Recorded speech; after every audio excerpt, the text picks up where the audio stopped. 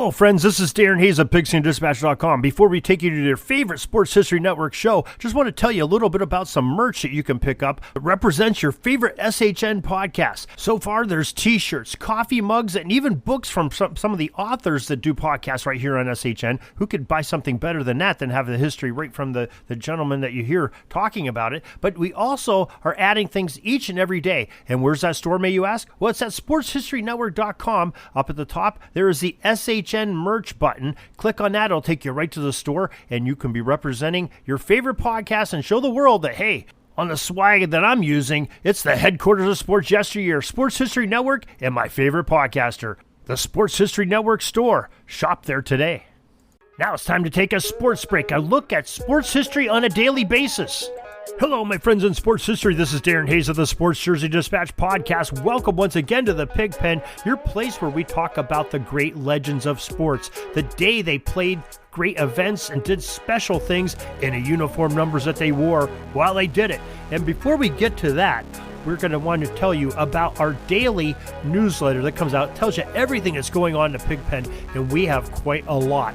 We have everything that's coming on from Pigskin Dispatch in there. That's all the Hall of Fame birthdays with the bio on them and the collection of great posts on each one of those Hall of Famers in both the college and the Pro Football Hall of Fame, as well as any of the big games that may have taken place in football, in college, or in the pros that are of significance. And we have over 250 of them that we share during the football season, so make sure you stay tuned for that. As well as we have our 150 days of celebrating college football, going through every team in the FBS, plus some extras that were significant over the history of college football. So it's a great thing. We're going alphabetically, something really to look forward to and enjoy. Newsletter, real easy to sign up. Go to the show notes of this very podcast, or go to PigskinDispatch.com or JerseyDispatch.com up at the top and subscribe to the email. 2 questions to answer, and you're in 6:30 a.m. each and every day in your email inbox. For those that you have already done that, we thank you, and hopefully you're enjoying that.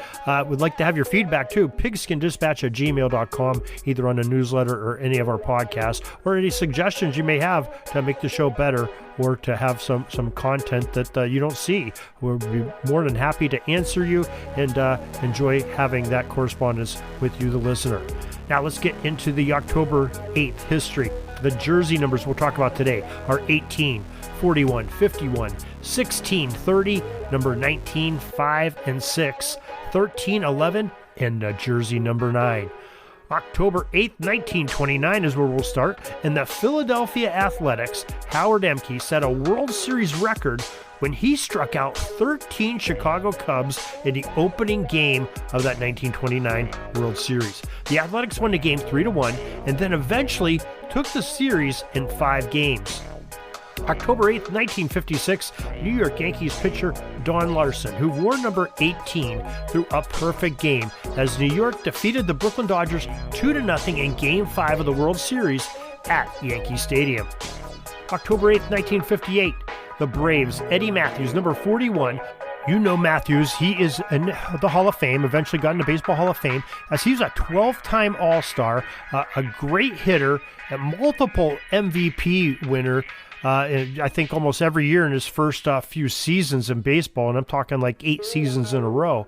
Well, he was uncharacteristically struck out for a World Series record 11th time on that day in 1958. October 8th, 1959, we had a World Series clincher as the Los Angeles Dodgers defeated the Chicago White Sox 9-3 at Comiskey Park to claim the championship 4-2. The series' most valuable player was given to Dodgers pitcher who really deserved it, Larry Sherry, number 51 of the Dodger Blue. October 8th, 1961, New York Yankees pitcher number 16, Whitey Ford, he broke Babe Ruth's record of 29 2/3 consecutive scoreless innings in the World Series.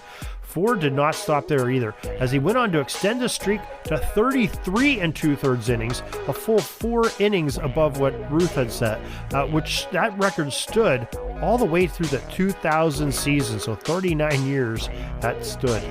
October 8th, 1972, the Detroit Tigers pitcher number 30, Larry McGraw, and Oakland A's shortstop number 19, Bert Campaneris, were each fined and suspended from baseball when Campaneris ended up flinging his bat at the mound after getting hit by a LeGros throw, pitch that he threw. So just some bad time in baseball, but the baseball entities, the commissioner, fined both of them and suspended. October 8th, 1978, American driver Mario Andretti in a number 5 Lotus finishes 10th in the season, ending the Canadian Grand Prix at Lille Notre Dame Circuit. But he won his first Formula One World Drivers' Championship by 13 points in doing so from the number 6 Lotus driver, Ronnie Peterson, that year. October 8th, 1995, Miami Dolphins number 13, Dan Marino, broke Fran Tarkenton's NFL career completions record on this day.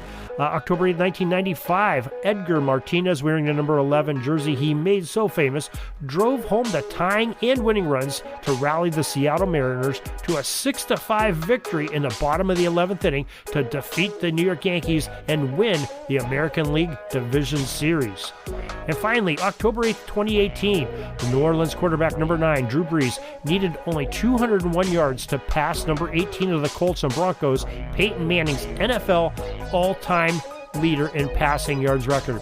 Brees got 363, well over the mark, over 162 yards, along with 3 touchdown tosses in the Saints' 43-19 dominating win over the Washington Redskins at the New Orleans Superdome. And that is your sports break for today, your sports history for October 8th. Hope you enjoyed this little bit of history as we join with those great players and the great uniform numbers that they wore to bring some great memories. And make sure you go on to JerseyDispatch.com and follow this, each one of these daily links that you have on there. There are some great links that take you to the players that we talk about and, some of their stats and stories and things like that. It's really connected well. And, we try to collect as much as we can on each of those. So you have a great history while you read. While you listen to this, you can follow. It's almost like a transcript of this very podcast. We follow that as a guideline, but you can take a look at all those great players and their numbers and some of the things they did in their sports career that make them so great. So till tomorrow, everybody, have a great sports history day. Sorry, but my pitching coach just called timeout and he's coming out to the mound. I think I'm going to get yanked for a reliever. We'll see you back tomorrow for some more great sports history on Sports Jersey Dispatch Podcast. We invite you to check out our websites, JerseyDispatch.com and PigskinDispatch.com. Not only see the daily sports history, but to experience the preservation of great events and people that play the games. Find us on Pigskin Dispatch. It's also on social media outlets of Facebook, Twitter, Instagram, and don't forget the Pigskin Dispatch YouTube channel to get all your daily sports history. Pigskin Dispatch is happy to be associated with the Sports History Network, the sports headquarters of yesteryear, found at sportshistorynetwork.com.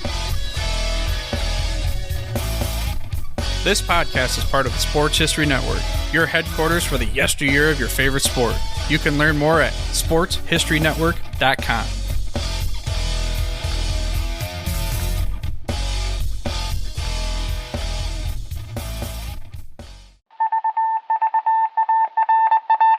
It was just another ordinary day in the offices of the Pittsburgh Guardian newspaper circa 1924. But for Marla Delft, assistant editor, everything was about to change.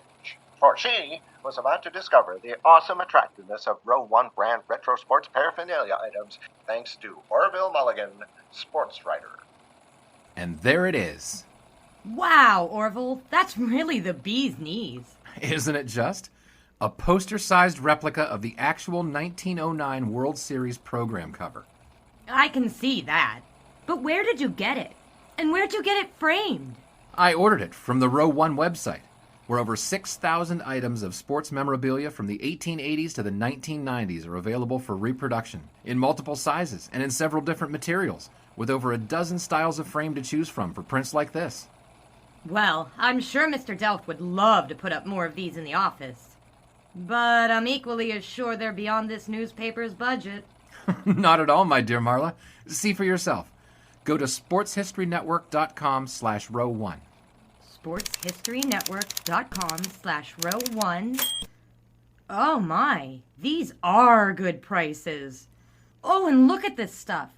Oklahoma-Nebraska football, college basketball art, Michael Jordan items. And so it retro was that sports Marla Delph advertisement discovered the placards. splendiferous magic of Row 1 sports memorabilia, arts, and prints. You can too by visiting sportshistorynetwork.com/row1. That's ROW1 today for access to the full Row 1 catalog of gallery prints and gifts like t-shirts, long-sleeve shirts, telephone cases, coffee mugs, blankets, pillows, towels, and even shower curtains. Act today for 15% discount off all prints with coupon code SHN15 and 20% off all other items with coupon code SHN20 at checkout. And keep your dial locked to the Sports History Network for the exciting chronicles of the 1920 sports world in Orville Mulligan, Sports Writer. Coming soon.